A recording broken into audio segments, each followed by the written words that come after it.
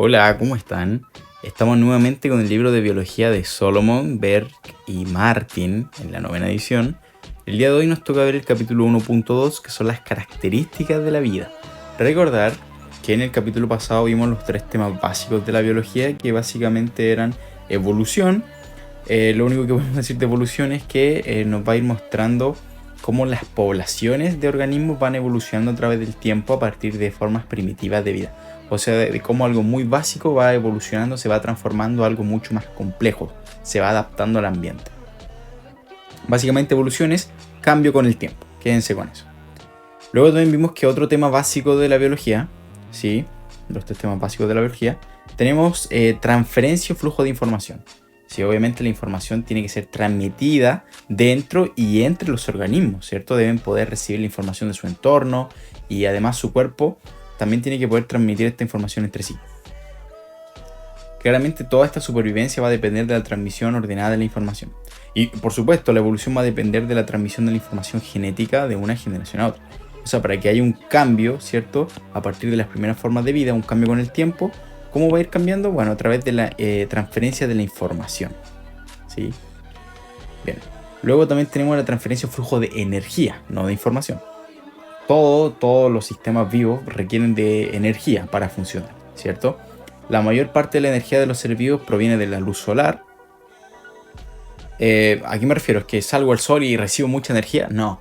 Me refiero a que, por ejemplo, las plantas reciben energía del sol y producen, mejor dicho, a través de la fotosíntesis de energía. Y nosotros, por ejemplo, comemos plantas. O un animal come planta y después nosotros nos comemos ese animal. Entonces, básicamente, lo inicial fue la energía del sol, ¿cierto?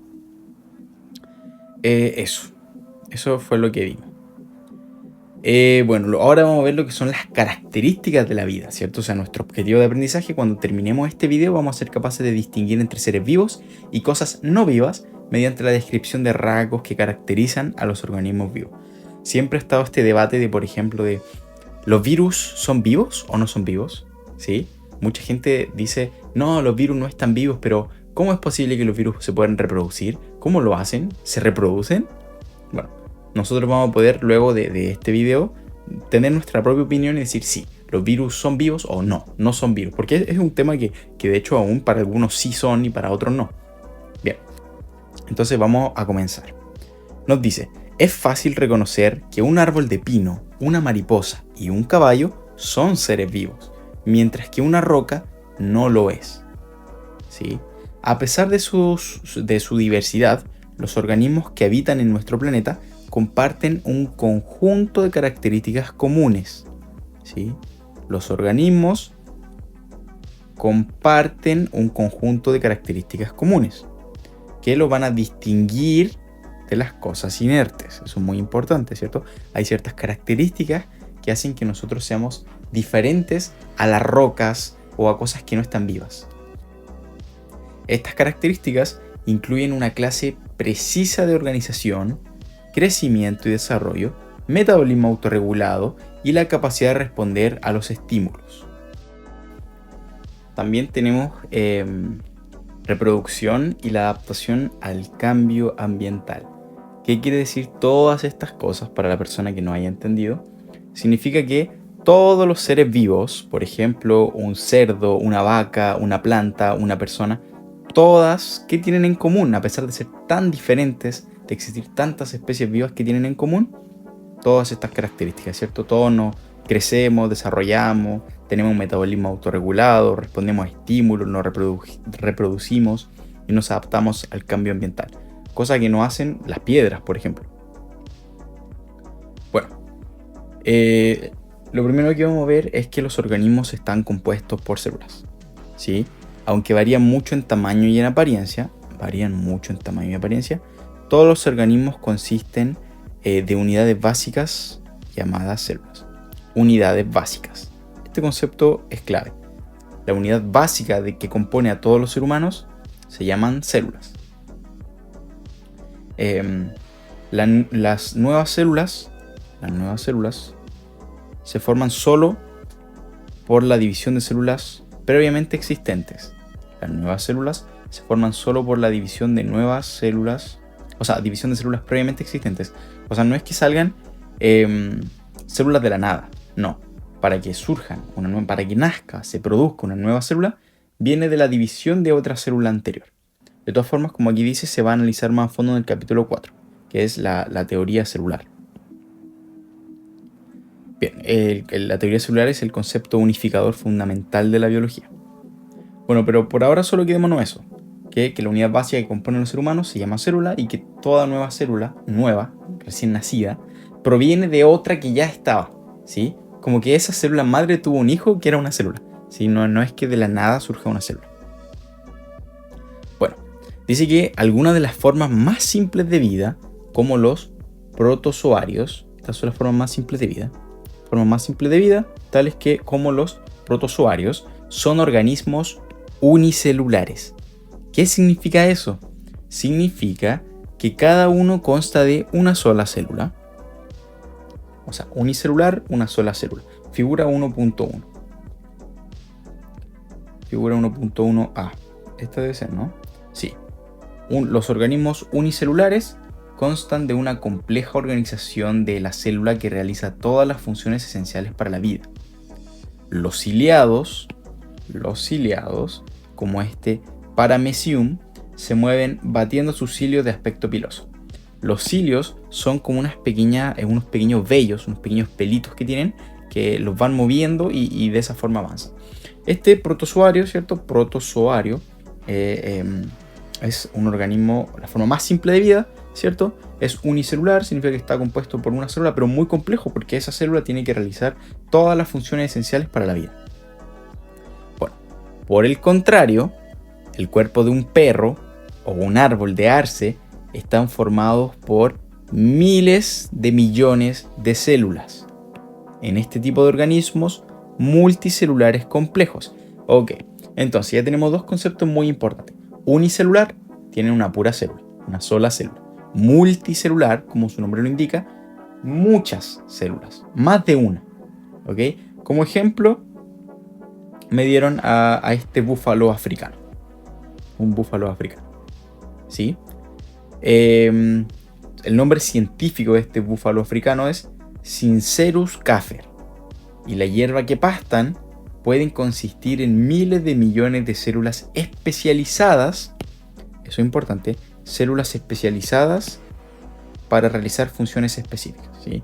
Tanto el búfalo como el pasto que se come el búfalo son organismos multicelulares, ¿okay? O sea que tienen más de dos células, más de una célula. Y aquí me dieron otro ejemplo, unicelular, ¿cierto? El Paramecium, que es ese de ahí, que es un ciliado, o sea que se mueve moviendo sus cilios. Pero son los multicelulares complejos. Los procesos de vida dependen de las funciones coordinadas de sus componentes celulares, que pueden estar organizadas en forma de tejidos, órganos y sistema de órganos. O sea, todos los procesos de la vida van a depender ¿de qué? De las funciones coordinadas. ¿De quién? De sus componentes celulares.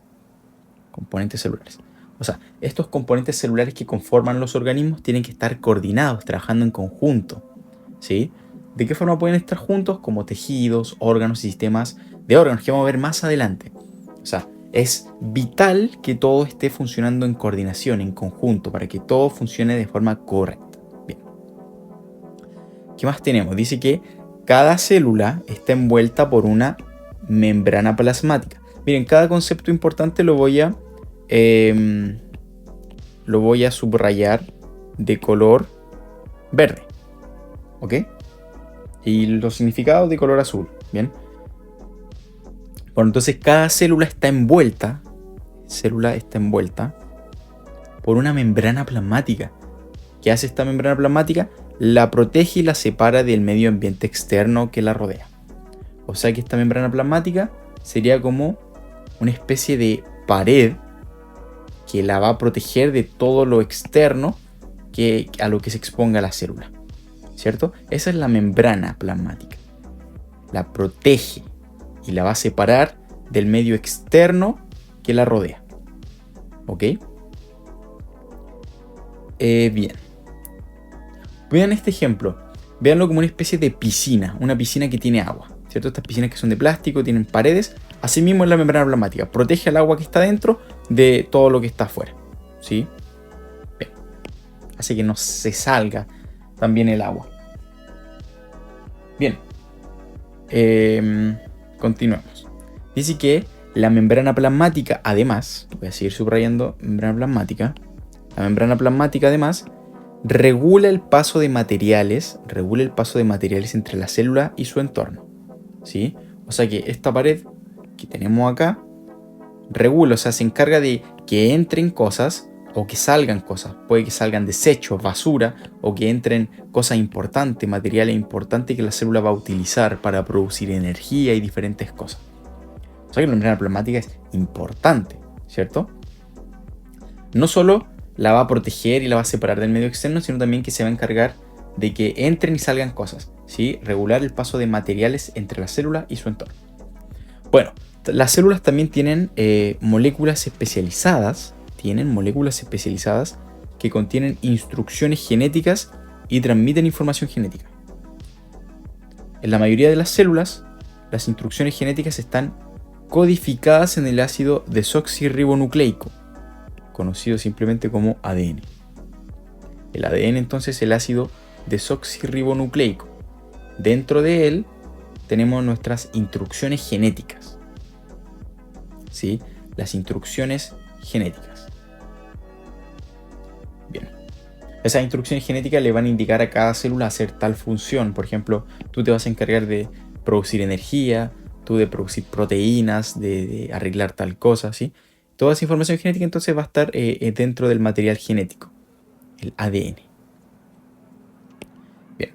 Las células, dice, normalmente tienen estructuras internas llamadas organulos o organelos. ¿Sí? Están especializados para realizar funciones específicas.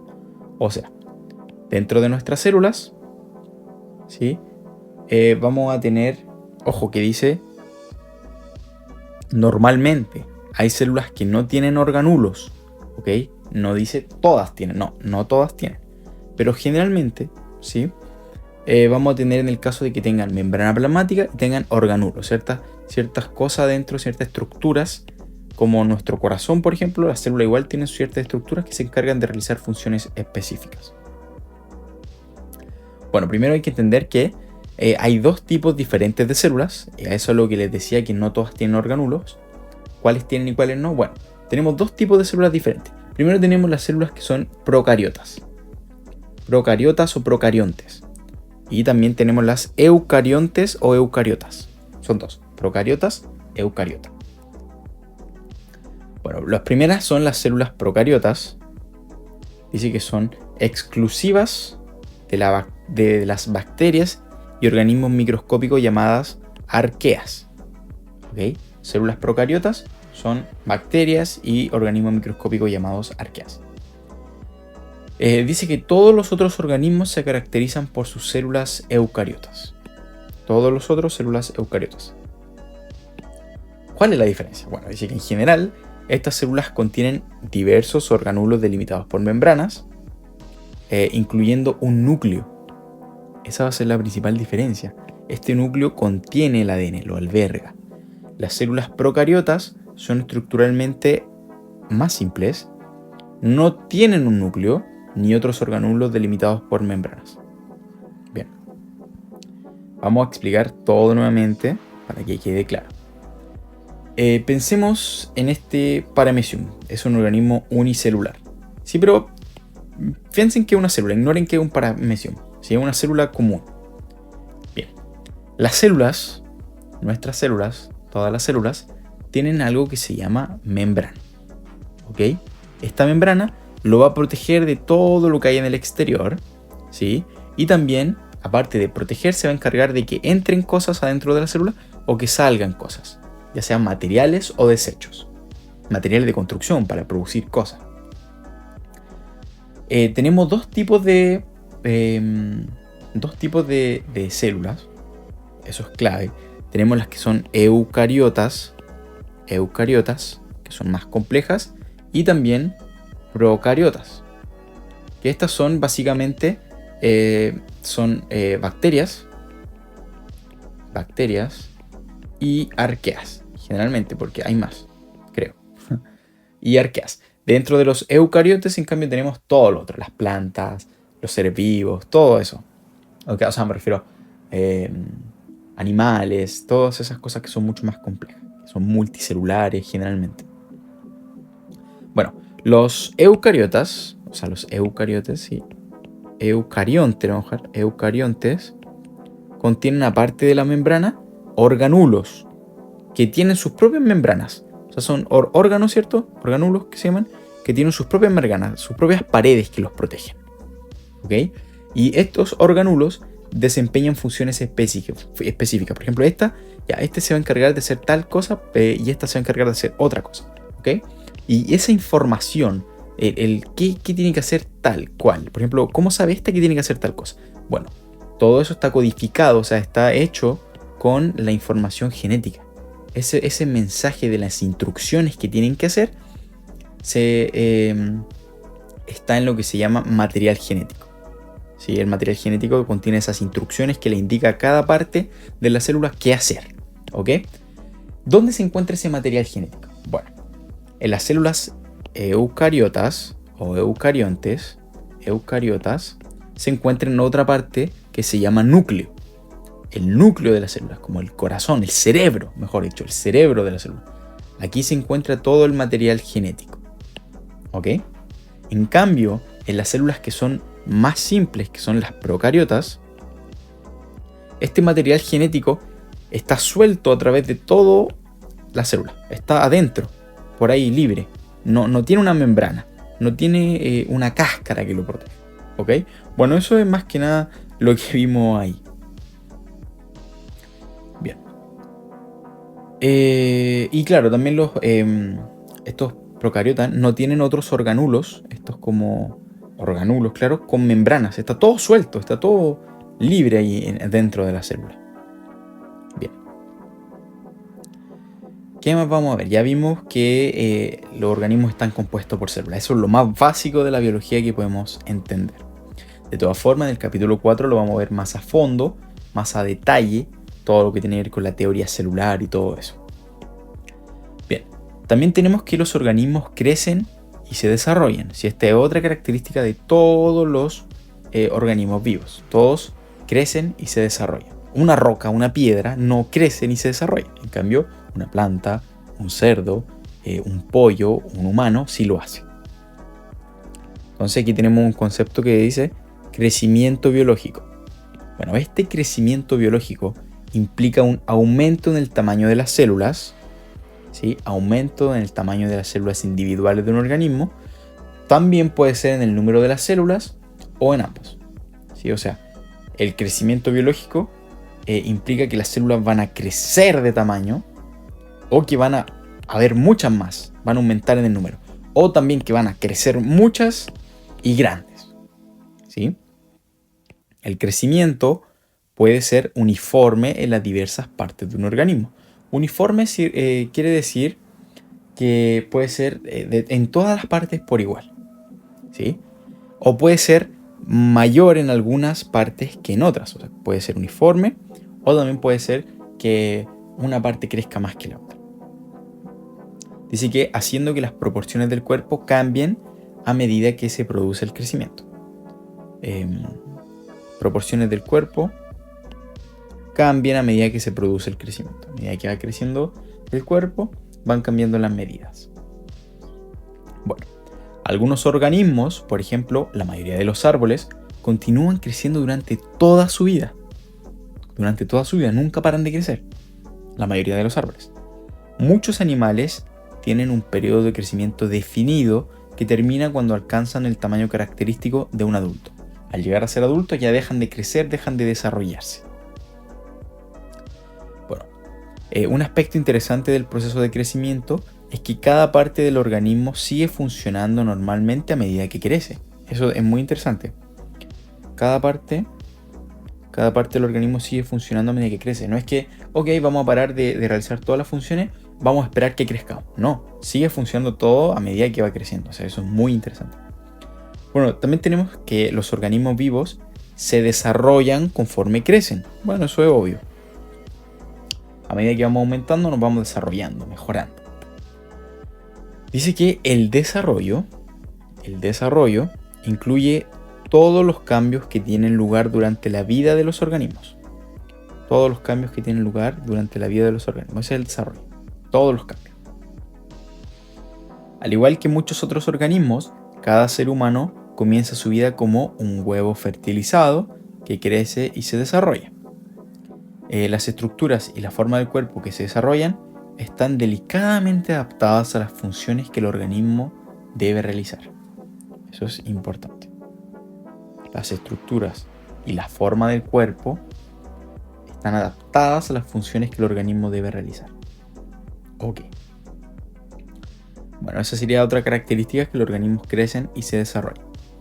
Ahora vamos a ver otra característica de los seres vivos, que es que los organismos regulan sus procesos metabólicos. Algunos dirán, ¿qué significa metabólicos? Procesos metabólicos, ¿qué es? Bueno, no se preocupen, lo vamos a ver ahora. Bien. Dentro de todos los organismos se realizan ciertas reacciones químicas. Y también, otro color, reacciones químicas y transformaciones de energía que son esenciales para la nutrición, el crecimiento y la reparación de las células. También la conversión de energía en formas útiles.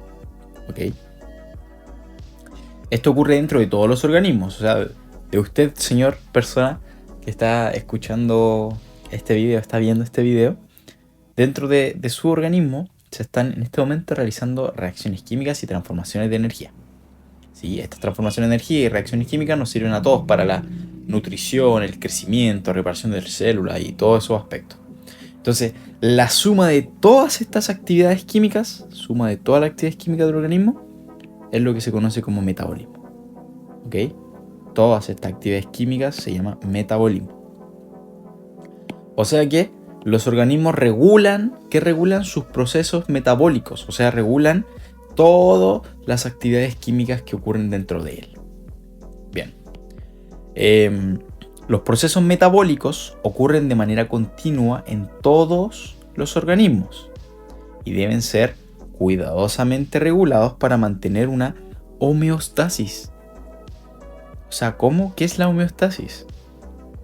La homeostasis es un ambiente interno adecuado y equilibrado. Sí, esa es la homeostasis. Se logra cuando el ambiente interno está equilibrado y adecuado. Bien. O sea, ¿por qué deben regularse los procesos metabólicos? Las actividades químicas, ¿para qué? Para lograr que nuestro interior esté adecuado, esté funcionando bien, de manera correcta, ¿sí? Para que se logre la homeostasis. Bien, cuando se ha elaborado, por ejemplo, esto es un ejemplo, cuando se ha elaborado una cantidad suficiente de un producto celular, se debe disminuir o suspender su producción, ¿cierto? Cuando se requiere una sustancia en particular, se debe activar los procesos celulares que la producen.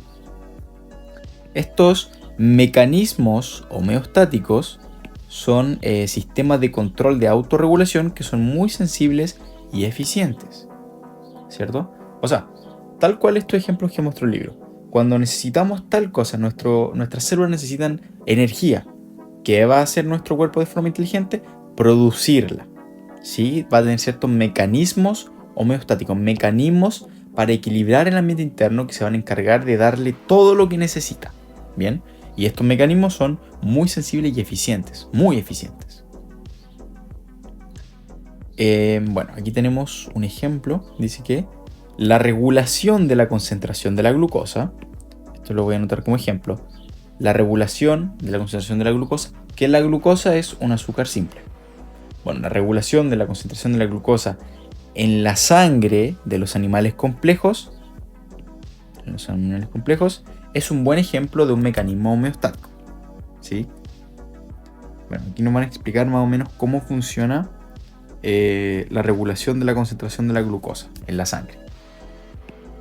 Bueno, sus células requieren, nosotros también, los animales, requerimos un suministro constante de moléculas de glucosa. Nuestras células van a necesitar estas moléculas de glucosa, ¿sí? que toman estas moléculas de glucosa, las desdoblan o las rompen para obtener energía. La glucosa nos da energía. Entonces las células necesitan esto para poder hacer todo, porque todo funciona en base a energía. Bueno, el sistema circulatorio, o sea, donde va la sangre, el sistema circulatorio, proporciona glucosa y otros nutrientes a todas las células. O sea, a través de la sangre va a viajar estas moléculas de glucosa, este azúcar simple, para brindarle la energía que se necesita. O sea, tal parte del cuerpo necesita energía, la sangre lleva hacia allá y reparte la glucosa. Bueno, no solo reparte glucosa, también va a repartir otros nutrientes a todas las células. Bueno, ¿qué pasa cuando la concentración de glucosa en la sangre se eleva por encima de los límites normales? ¿Sí? Cuando ya hay mucha glucosa en la sangre, ¿qué va a ocurrir? Bueno, el exceso de glucosa se almacena en el hígado y en las células musculares en forma de glucógeno. ¿Ok? O sea, cuando tenemos mucha glucosa, o sea, sangre, basta, está llevando mucha, no necesitamos tanta. ¿Qué va a pasar? Como no se puede devolver, por así decirlo, va a guardarla en otra parte. ¿Sí? Hay demasiado, entonces ¿qué? Vamos a tomar esa glucosa y la vamos a llevar al hígado. En el hígado se va a guardar todo este exceso de glucosa. Y bueno, además también en las células musculares en forma de glucógeno. Esta energía se almacena en los músculos como glucógeno. Bueno, entonces ¿qué pasa? Si uno, por ejemplo, no come durante unas cuantas horas, o sea, no come toda la mañana, estos famosos ayunos, la concentración de glucosa empieza a bajar. ¿Sí? Empieza a bajar porque no le estamos dando glucosa. Entonces la sangre transporta glucosa. Pero va a llegar un punto en el que se acaba la glucosa porque no estamos comiendo, no estamos sacando energía de ninguna parte. ¿Y qué pasa cuando se acaba? Quedamos sin energía, ¿cierto? Por eso que uno anda más cansado, irritado y todas estas cosas. Bueno, entonces el cuerpo es tan inteligente, aquí es donde entran los mecanismos homeostáticos, está todo automatizado.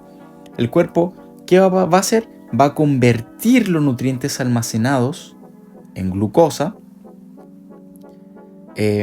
regresando a los niveles normales de glucosa en la sangre. ¿Sí? O sea, convierte estos nutrientes almacenados en glucosa. Cuando la concentración de glucosa disminuye, usted siente hambre. La concentración de glucosa disminuye, usted siente hambre y al comer se restauran los nutrientes. Eso es muy importante.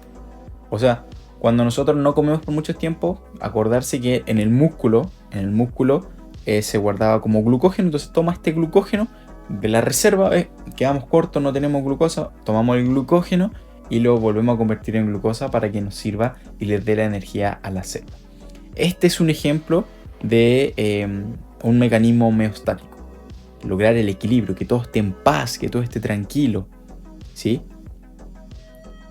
Entonces así funciona la regulación de la concentración de la glucosa en la sangre. Bien. Es muy importante, así que si lo quieren tomar, podrían tomar otros ejemplos, ¿sí? Como cuando hace mucho calor, se enfría el cuerpo, como a través de la transpiración. Ahí tenemos otro ejemplo de regulación, de otro mecanismo homeostático, ¿sí? De regulación de los procesos metabólicos. Bueno, ya vimos entonces esta característica común de los seres vivos. Tenemos otra característica común, que es que los organismos responden a estímulos. Bien, ¿qué significa eso? ¿Qué es un estímulo? Bueno, dice que todas las formas de vida responden a estímulos. Si bien hay algunos que son más duros, por así decirlo, que les cuesta más reaccionar a ciertos estímulos, lo van a hacer, tal vez no a ese, pero sí a otro. ¿Sí? Responden a estímulos. ¿A qué son estos estímulos? Puede ser a los cambios físicos. Vamos a cambiar esto. Responden a estímulos. Ahí sí. Ya sea los cambios físicos o químicos en su ambiente interno o externo. Los estímulos que provocan una respuesta, esto es importante, los estímulos provocan una respuesta a la mayoría de los organismos, son los cambios en el color, intensidad o dirección de la luz, cambios de temperatura, presión o el sonido, cambio en la composición química del suelo, el aire o del agua circundante. Dice que responder a estímulos implica movimiento, aunque no siempre locomoción. Ojo con eso. Locomoción es moverse de un lugar a otro. ¿Ok? implica movimiento, pero no siempre moverse de un lugar a otro. Puede ser movimiento de, no sé, supóngase que me llegó una luz muy fuerte en mis ojos, los cierro, los muevo. Se está moviendo, pero no se están, no tiene una locomoción. Mis ojos siguen en el mismo lugar, simplemente que se movieron, un movimiento. Dice que en los organismos simples, el individuo entero puede ser sensible a los estímulos. ¿Ok? En los organismos simples, el individuo entero puede ser sensible a los estímulos. Ciertos organismos unicelulares, recordar que unicelular significa que tiene una sola célula, como vimos anteriormente,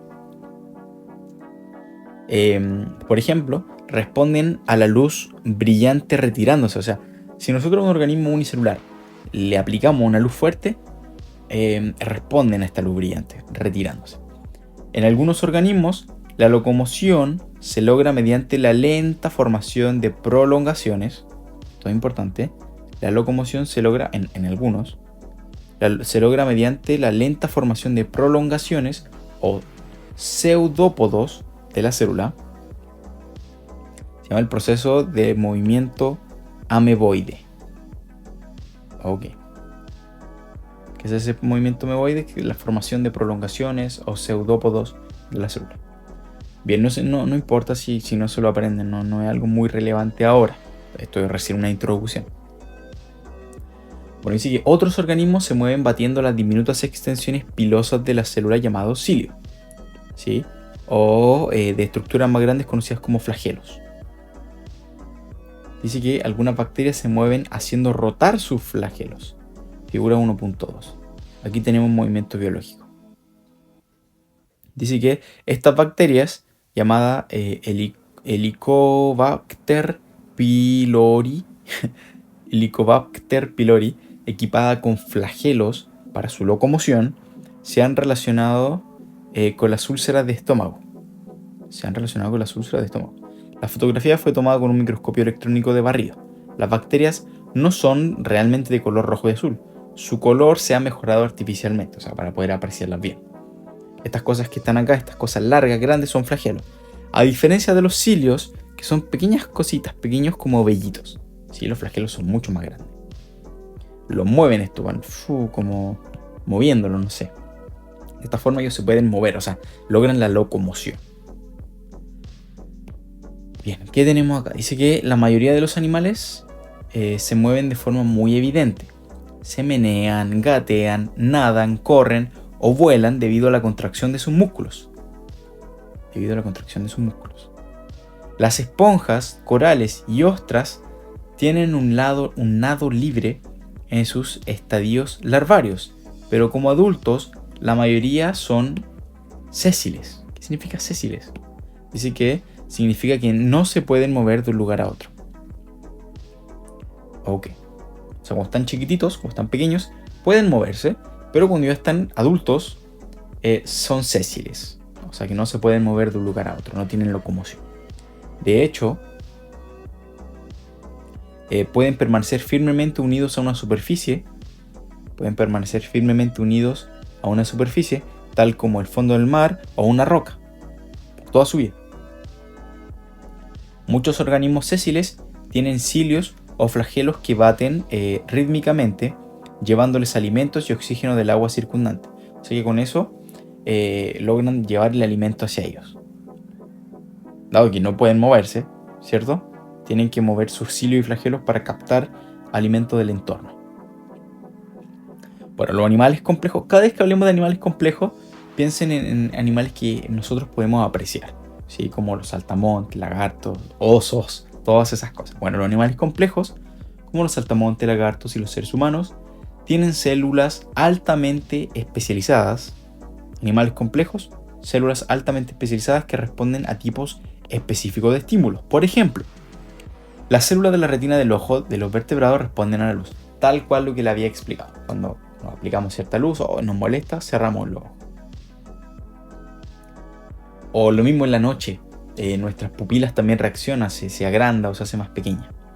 Bueno, dice, aunque las respuestas pueden no ser tan obvias como las de los animales, las plantas también responden a la luz, a la gravedad, al agua, al tacto y otros estímulos. Sí, las plantas también lo hacen. Por ejemplo, todas las plantas orientan sus hojas hacia el sol y crecen hacia la fuente de luz. Oh, ojo con eso. Todas las plantas, a pesar de que no es evidente, no es como que se estén moviendo, uno las vea, ellas lo hacen lentamente, pero lo hacen, en fin. O sea que todas las plantas orientan sus hojas hacia el sol. O sea, obviamente intentan captar la mayor cantidad de luz. Ese es el estímulo, la luz solar, y ellas se mueven hacia él. Dice que muchas de las respuestas de las plantas implican diferentes tasas de crecimiento de varias partes del cuerpo de la planta. Algunas plantas, como la Venus atrapamosca de los pantanos de Carolina, son muy sensibles al tacto y capturan insectos. Esta es la figura 1.3. Esta, en la imagen A, dice que los pelos de la superficie de las hojas de la Venus atrapamoscas, o sea, se llama Dionaea muscipula, detectan el toque de un insecto y la hoja responde doblándose automáticamente. Sienten un pequeño toque y se cierra. Dice que los bordes de las hojas se juntan y entrelazan, ¿sí?, formando una especie de cárcel para impedir que la mosca se escape.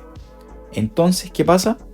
La hoja segrega enzimas que matan y digieren al insecto. Wow, eso es terrible. Lo matan y lo convierten en comida que puede captar fácilmente. Bueno, dice que sus hojas están articuladas a lo largo de la nervadura y tienen un olor que atrae a los insectos. Los pelos se activan sobre la superficie de la hoja al detectar la llegada de un insecto y estimulan a la hoja para que se doble. Cuando se unen los bordes se entrelazan impidiendo el escape de los insectos, ¿sí?, lo que leímos. Enseguida la hoja segrega enzimas que matan y digieren al insecto. La Venus atrapamoscas por lo general crece en suelo deficiente de nitrógeno. La planta obtiene parte del nitrógeno necesario para su crecimiento de los insectos que se comen. Bien. O sea que se come los insectos y de ahí saca gran cantidad de nutrientes, sobre todo gran parte del nitrógeno. O sea, parte del nitrógeno. Bien.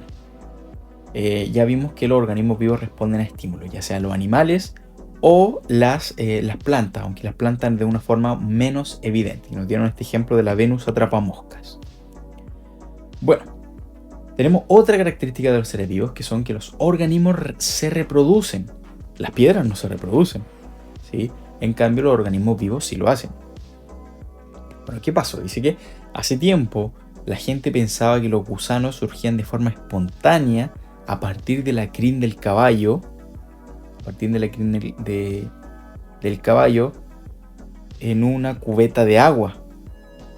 O sea que si yo en agua, la gente cree que yo tenía un balde con agua, había crin del caballo, ¿sí? Y la mezcla entre la crin del caballo y el agua iba a producir gusanos, ¿sí? Bueno, las larvas a partir de la carne en descomposición y las ranas a partir del lodo del Nilo. Ok, o sea que los gusanos creen que salían del agua, las larvas a partir de la carne en descomposición. O sea, había carne en descomposición y automáticamente producíamos larvas. Y las ranas salían del barro del río Nilo. Así creía la gente antes, que salía de la nada. Bueno, gracias al trabajo de varios científicos, entre ellos el médico italiano Francesco Redi en el siglo XVII y el químico francés Louis Pasteur en el siglo XIX, se sabe que todos los organismos provienen de otros organismos ya existentes. Eso es clave.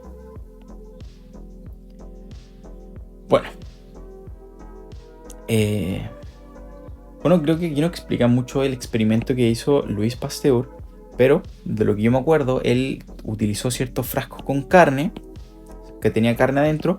Uno lo dejó abierto, uno medianamente tapado y otro lo dejó tapado, sin chance de que algo entrara. Entonces se dio cuenta que en el frasco que estaba abierto totalmente, empezaban a surgir gusanos, o sea, larvas. En el que estaba medianamente, parece que igual, pero menos. Y en el que estaba cerrado completamente no surgía nada. Entonces él atribuyó que era porque las moscas dejaban sus huevos y ahí crecían.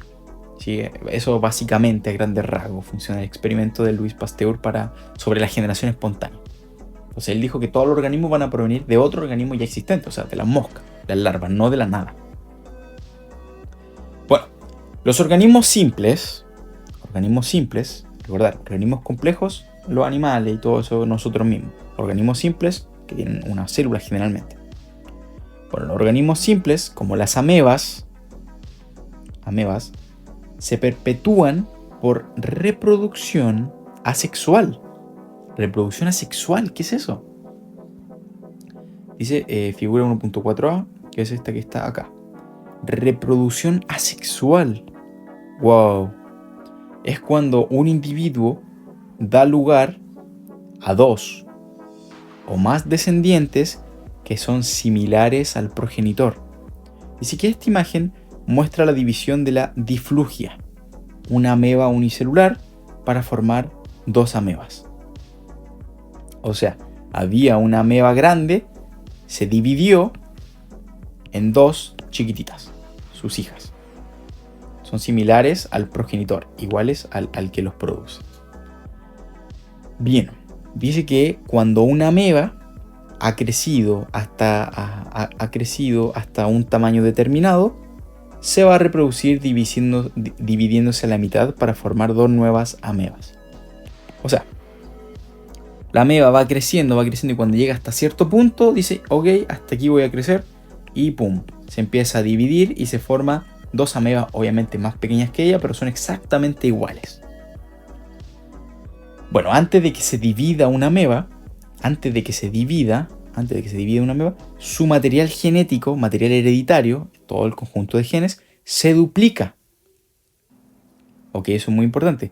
Su material hereditario se duplica y un conjunto completo se distribuye en cada nueva célula. Eso es muy importante. Se duplica su material genético. Bueno, en base a lo que nos han dicho, teníamos una ameba, ¿cierto? Que estaba pequeña, iba creciendo, y cuando llegó a un punto en el que ya estaba muy grande, dijo ya, no quiero crecer más, duplica su material genético, supóngase que tenía 5, bueno, ahora va a tener 10, y a las pequeñas les da 5 y 5, ¿ok? Y todo ese material genético, el conjunto de genes, son exactamente las instrucciones, todo lo que tiene que ver con lo que tienen que ser, todo exactamente igual a la de la madre, a la progenitora, mejor dicho. Bueno, dice que también, excepto por el tamaño, claramente, porque al duplicarse son más pequeñas, cada nueva ameba es similar a la célula progenitora. La única manera de que se produzca la variación de un organismo de reproducción asexual, la única forma, porque no hay otra forma, ¿cierto? Porque dado que es del mismo organismo, de ahí se producen las dos, tienen que ser exactamente igual, obviamente, es por mutación genética. Mutación genética. Esa mutación genética es un cambio permanente en los genes. ¿Sí? Esa es la única forma en la que hay una variación de un organismo de reproducción asexual. Mutación genética, que es un cambio permanente en los genes. Así funciona la reproducción asexual, o sea que no necesita dos para hacerlo, simplemente puede con uno ya es suficiente. Bueno, luego tenemos que es lo que todos conocemos, ¿cierto? Que es que en la mayoría de las plantas y animales sucede, la famosa reproducción sexual. Sí, bueno, esta aquí se lleva a cabo por la fusión de un óvulo y un espermatozoide para formar un óvulo fecundado. Que es lo que está acá. Esta es la reproducción asexual. Digo, sexual. Generalmente, cada uno de los dos progenitores contribuye con un gameto. Un gameto es un espermatozoide o un óvulo. Entonces, cada uno, los padres, por así decirlo, cada uno de los progenitores pone una parte, ¿sí? Entonces, estos gametos que cada uno puso se juntan, se fusionan para producir los descendientes. Dice que cada uno de los cuales tienen una combinación de las características de ambos padres. No, por ejemplo, estas moscas, son moscas parece, ¿no? Van a tener ciertos hijos, ciertas mosquitas pequeñas. Estas mosquitas no van a salir esta igual al padre, no. Va a tener cierto material de la madre y cierto material del padre, ¿ok? No hay chance de que sea solo de uno. O tal vez sí, no sé, pero lo vamos a ver más adelante. Pero a diferencia de la asexual, que no hay chance de que cambien, van a ser exactamente iguales. La única forma en la que pueden cambiar es a través de la mutación genética, que es un cambio permanente en los genes. En cambio aquí es normal que cambien. Bien. Dice que esta imagen muestra un par de moscas tropicales apareándose. Bien. Entonces en la reproducción sexual, ¿cierto? Los gametos se juntan, en la función de un óvulo y un espermatozoide, cada progenitor pone un gameto. Entonces el nuevo organismo se desarrolla a partir del óvulo fecundado. Los descendientes producidos por la reproducción sexual son el resultado de la interacción de varios genes aportados por la madre y el padre.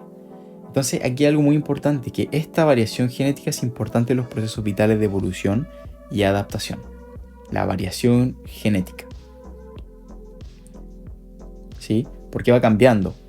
Se mezclan, se produce un nuevo individuo diferente al padre y a la madre, algo nuevo. Entonces, este nuevo es importante para la evolución y la adaptación. Bien, ya vimos lo que es que los seres vivos se reproducen. ¿Sí? Se reproducen. Ahora vamos a ver también que los seres vivos, más que nada que las poblaciones evolucionan y se adaptan al medio ambiente. Las poblaciones de seres vivos evolucionan y se adaptan al medio ambiente. Dice que la capacidad de una población para evolucionar durante muchas generaciones y adaptarse en su entorno les permite sobrevivir en un mundo cambiante. Capacidad de una población para evolucionar durante muchas generaciones y adaptarse a su entorno le va a permitir sobrevivir. ¿Sí? Esa capacidad para evolucionar le permite sobrevivir.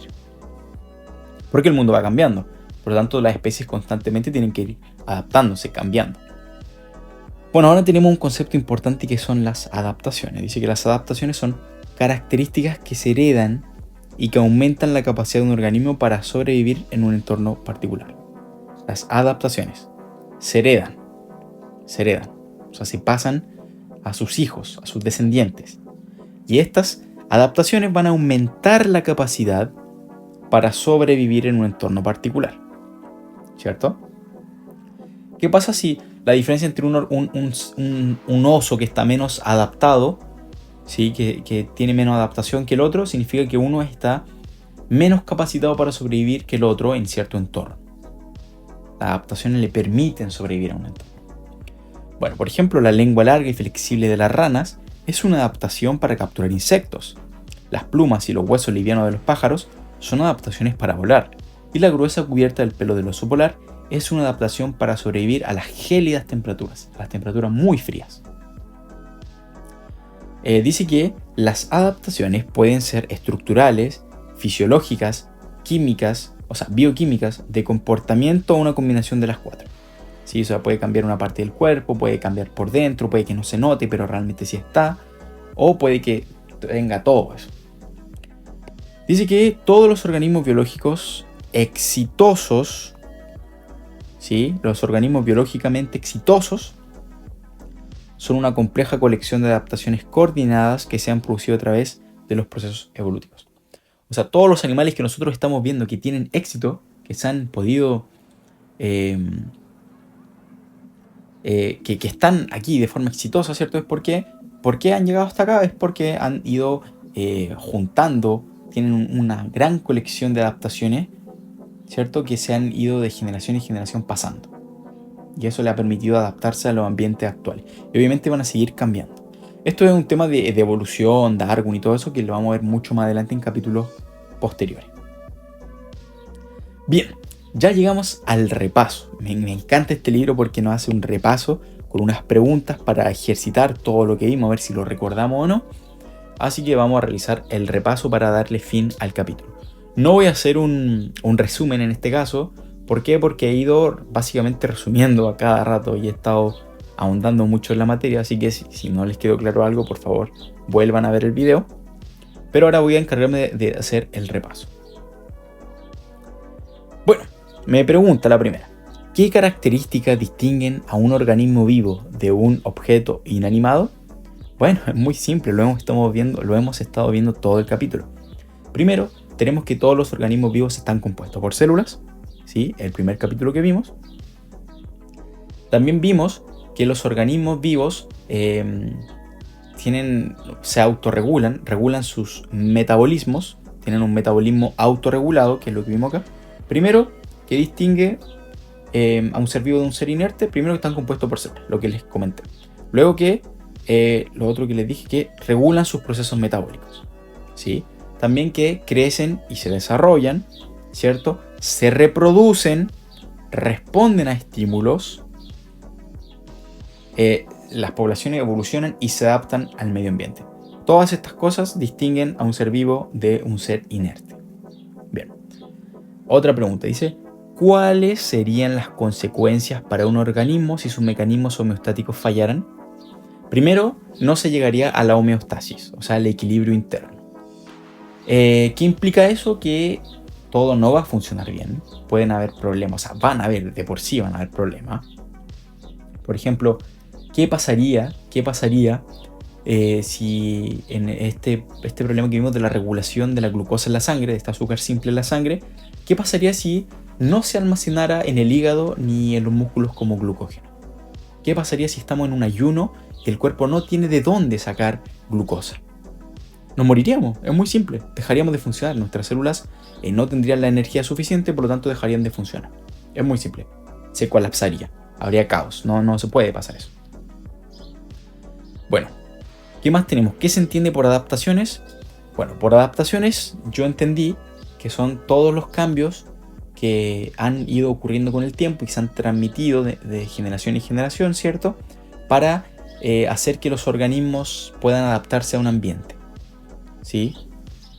O sea, las adaptaciones le dan las herramientas a un organismo para que pueda adaptarse a un ambiente, o sea, le permiten sobrevivir a un ambiente específico, como en el ejemplo del oso polar.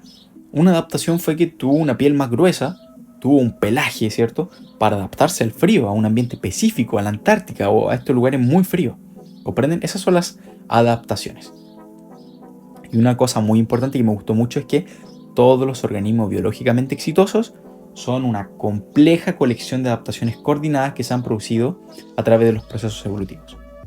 Si todos los exitosos que se han ido evolucionar, que se han adaptado, son una compleja colección de adaptaciones. Compleja adaptación de adaptaciones, que nunca se les olvide. Bueno, eso sería por hoy. A grandes rasgos, no es un resumen. Lo que vimos fueron las características de la vida. O sea, ya cumplimos el objetivo, sí. Podemos distinguir entre seres vivos y cosas no vivas mediante la descripción de los rasgos que caracterizan a los organismos vivos. Así que eso, muchas gracias por ver el video. Espero que haya quedado todo claro y ya nos vamos a estar viendo en el próximo con los niveles de organización biológica. Muchas gracias por ver. Nos vemos.